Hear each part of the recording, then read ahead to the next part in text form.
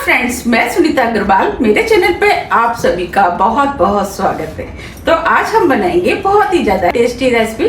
तो चलिए बनाना शुरू करते हैं। आज मैं आपको एकदम सॉफ्ट और टेस्टी इंस्टेंट गुलाब जामुन बनाना बताती हूँ कैसे बनाए जाते हैं। और गुलाब जामुन तो सभी के घर में बनाए भी जाते हैं और सभी को बहुत ज्यादा पसंद भी आते हैं। आज मैं आपको प्रीमिक्स से गुलाब जामुन बनाना बताऊंगी। इससे एकदम परफेक्ट गुलाब जामुन बनके तैयार होते हैं और इसे बनाने में भी बहुत कम टाइम लगता है। तो उसके लिए ये हमने गिट्स का प्रीमिक्स लिया है।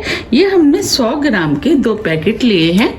प्रीमिक्स आप कोई भी कंपनी का इस्तेमाल कर सकते हैं। मुझे ये आसानी से मार्केट में मिल गया था, इसीलिए मैं गिट्स का इस्तेमाल कर रही हूँ। अब हम डो बना लेते हैं। तो दोनों पैकेटों को हम खोल लेते हैं।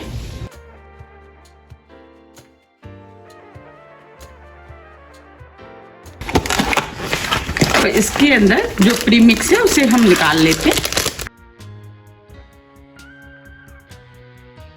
इस तरीके से हम दोनों पैकेट खोल लेंगे। अब दोनों पैकेटों को हम काट के इस बाउल में डाल देते हैं।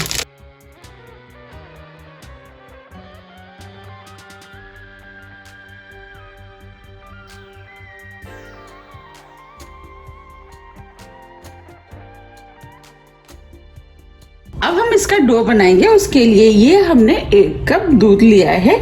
ये नॉर्मल टेम्परेचर पर है। अब हम इसमें थोड़ा थोड़ा दूध डाल करके सॉफ्ट डो बना लेते हैं। दूध थोड़ा थोड़ा करके ही डालें, जिससे कि इसमें ज्यादा ना हो जाए।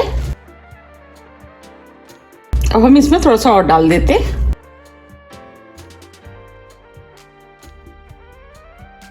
ये हमने डो बना लिया है। बस हमें इसी टाइप का डो चाहिए।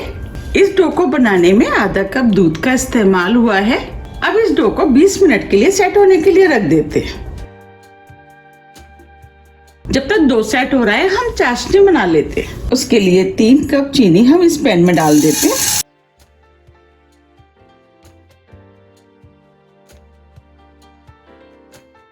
तीन कप चीनी के लिए हम 3 कप पानी डालेंगे।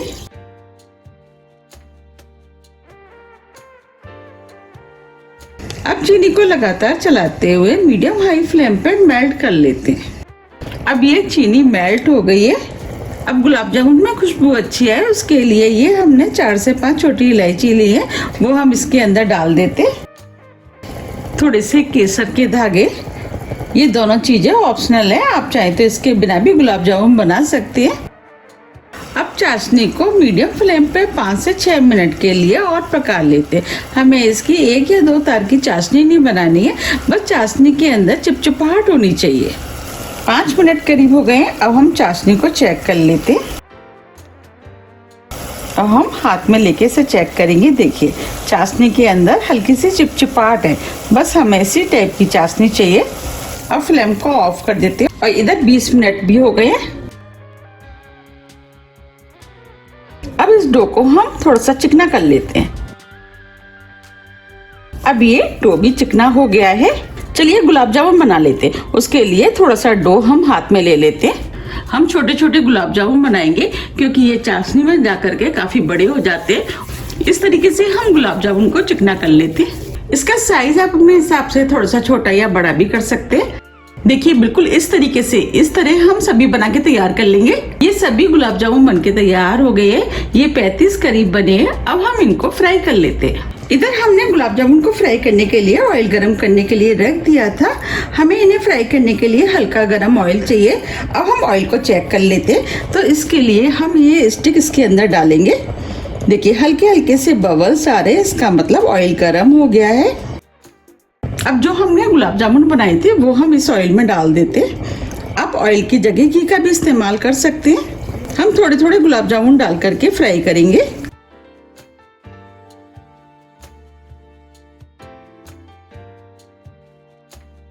अब हम इन्हें स्लो फ्लेम पे फ्राई कर लेते हैं। जब ये हल्के गोल्डन कलर के हो जाएंगे, इसके बाद हम इनको पलटेंगे। देखिए ये हल्के गोल्डन कलर के हो गए। अब हम इनको हल्के हाथों से घुमाते हुए फ्राई कर लेते हैं। आप देख पा रहे हैं गुलाब जामुन का साइज पहले से बड़ा हो गया है। फ्लेम को हम स्लो ही रखेंगे।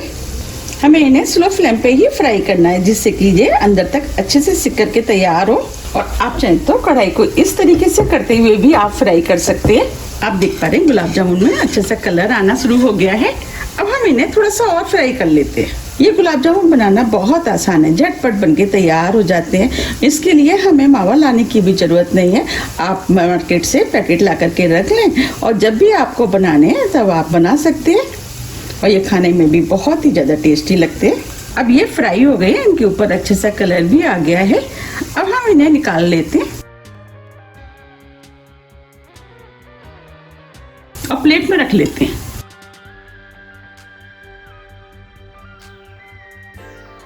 आप देख पा रहे कितने बढ़िया फ्राई हुए हैं।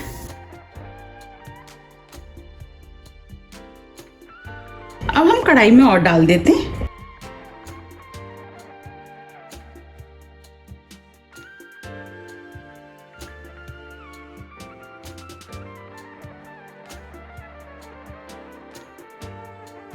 अब हम इनको भी बिल्कुल उसी तरीके से फ्राई कर लेंगे जैसे हमने पहले किए थे। अब ये भी फ्राई हो गए, इनको भी निकाल लेते हैं।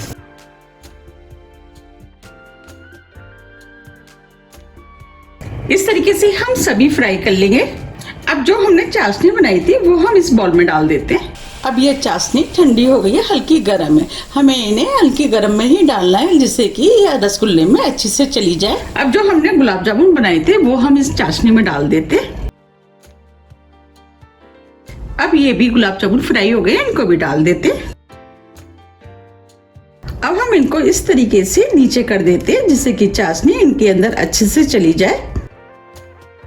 गुलाब जामुन बनाते समय आपको ध्यान रखना है कि चाशनी हल्की गर्म होनी चाहिए जिससे कि इनके अंदर चाशनी अच्छे से एब्जॉर्ब हो जाए। अब हम गुलाब जामुन को ऐसे ही 1 घंटे के लिए छोड़ देते हैं। 1 घंटा करीब हो गया है।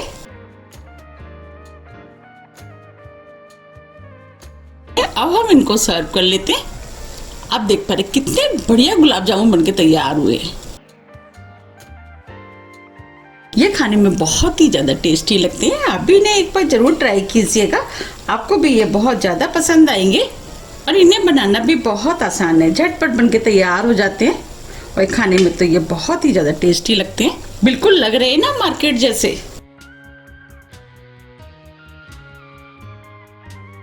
और इन्हें देख के कोई कह भी नहीं सकता है कि ये घर के बने हुए गुलाब जामुन है। अब मैं आपको दिखा भी देती हूँ कितने सॉफ्ट बने हैं। देखिए बने हैं ना कितने सॉफ्ट।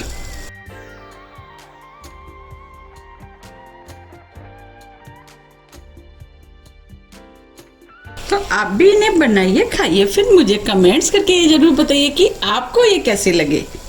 अब मैं आपको काट के दिखाती हूँ। तो इसके अंदर से मैं एक गुलाब जामुन ले लेती हूँ।